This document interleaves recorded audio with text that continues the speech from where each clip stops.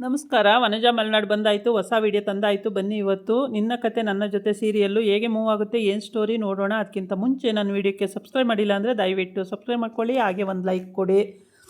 ಸತ್ಯ ಮತ್ತು ಶರಣು ಎಲ್ಲರೂ ಲಿವಿಂಗ್ ಹಾಲಲ್ಲಿ ಕೂತಿದ್ರು. ಅವರಿಗೆ ಒಂದೊಂದು ಲೋಟ ಕಾಫಿ ತಂದುಕೊಟ್ಲು ಸಂಗೀತ.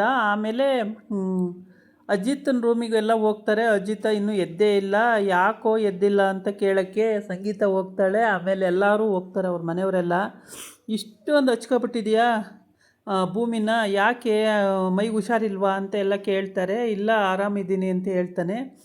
ಮತ್ತು ಯಾಕೆ ಇಷ್ಟೊಂದು ಚಿಂತೆ ಮಾಡ್ತಿದೀಯಾ, ಬರ್ತಾಳೆ ಟ್ರೈನಿಂಗ್ ಮುಗಿಸ್ಕೊಂಡು.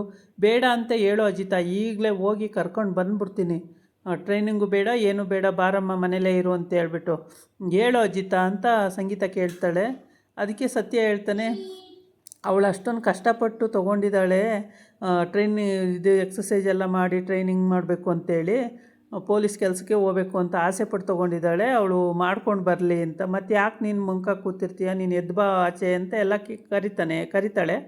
ಎಲ್ಲರೂ ಮನೆಯವರೆಲ್ಲ ಹೇಳ್ತಾರೆ, ಬೇಡ ಬಾ ಸಾಕು, ಎಷ್ಟು ಚಿಂತೆ ಮಾಡ್ತೀಯಾ, ಬರ್ತಾಳೆ, ಎಷ್ಟು ತಿಂಗಳುಗಳು, ಬೇಗ ತಿಂಗಳುಗಳು ದಿನಗಳಂತೆ ಕಳೆದೋಗುತ್ತೆ, ಬಾ ಅಂತೇಳಿ ಕರೀತಾರೆ.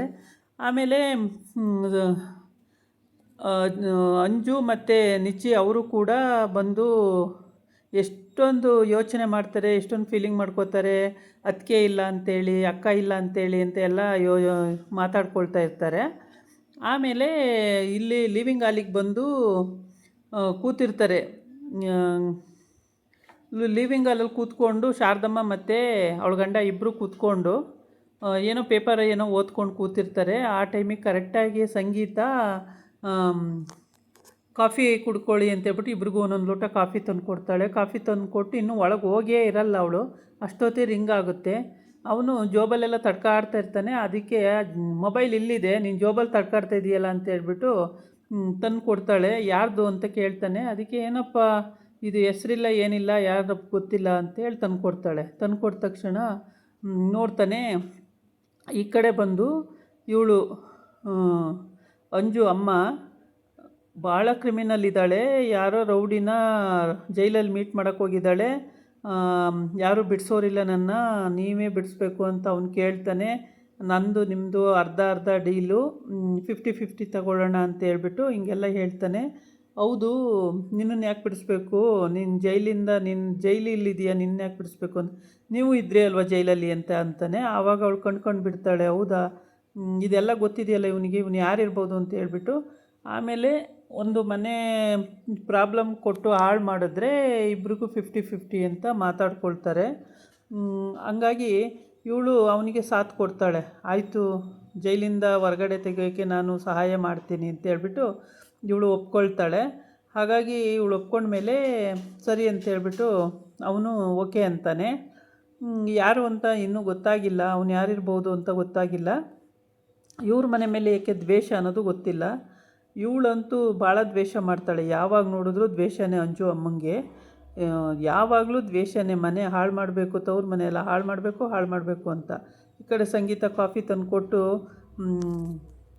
ಅವಳಿಗೂ ಶಾರದಂಗೂ ಕೊಡ್ತಾಳೆ, ಮತ್ತು ಅವಳ ತಮ್ಮನಿಗೂ ಕೊಡ್ತಾಳೆ ಕಾಫಿನ. ಕೊಟ್ಬಿಟ್ಟು ಆ ಕಡೆ ಹೋಗಿರ್ತಾಳೆ. ಈ ಕಡೆ ಫೋನ್ ಬಂತು ಅಂತ ಹೇಳಿದೆ ಅಲ್ಲ ಆಗಲೇ. ಫೋನ್ ಬಂದ ತಕ್ಷಣ ತಂದು ಕೊಡ್ತಾಳೆ. ಮತ್ತು ಅವಳೇ ಫೋನ್ ತಂದು ಕೊಡ್ತಾಳೆ ವಾಪಸ್ಸು.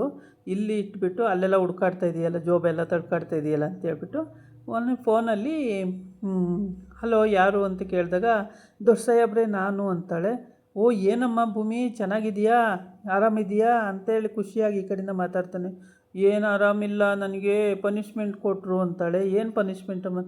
ಏನಿಲ್ಲ, ಒಂದೇನೋ ಟೈಮ್ ಆಗಿದ್ದಕ್ಕೆ 5 ರೌಂಡ್ ಹಾಕು ಗ್ರೌಂಡನ್ನ ಅಂತ ಅಂದರು. ಹಂಗಾಗಿ ನನಗೆ ಬೇಜಾರಾಗಿ ಹೋಗೋಯ್ತೆ, ಚೆನ್ನಾಗಿಲ್ಲ ನಾನು ಅಂತಾಳೆ. ಅದೆಲ್ಲ ಪನಿಷ್ಮೆಂಟ್ ಕೊಡ್ತಾರಮ್ಮ. ಏನಾದ್ರು ತಪ್ಪಾದರೆ ನಿನಗೆ 5 ರೌಂಡ್ ಕೊಟ್ಟಾರೆ, ನನಗೆ 10 ರೌಂಡ್ ಕೊಟ್ಟಿದ್ರು.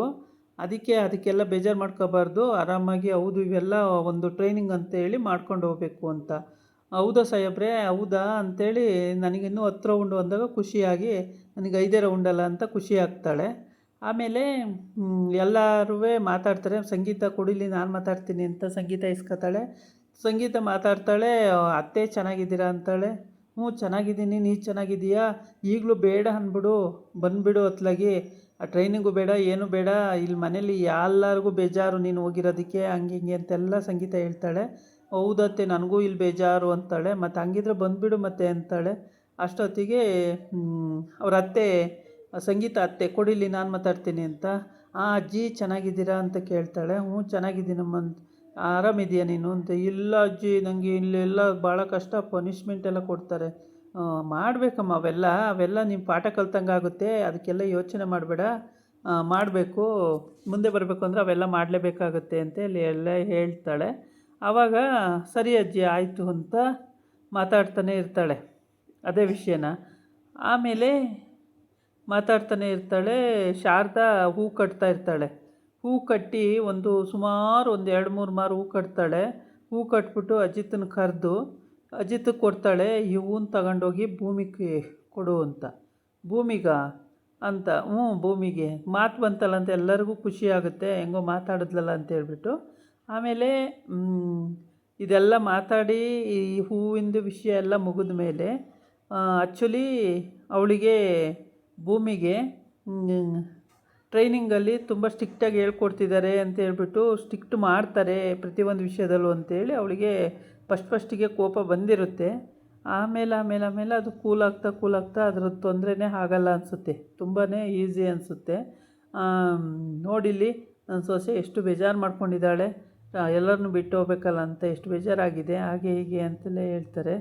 ಹಂಗಾಗಿ ಅವಳು ಏನು ತಲೆ ಕೆಡ್ಸ್ಕೊಬೇಡ ಅಂತ ಹೇಳಿದ್ದೀವಿ ಬಿಡೋ ಅಂತೇಳಿ, ಬಿಡಕ್ಕ ಅಂತ ಹೇಳ್ತಾನೆ.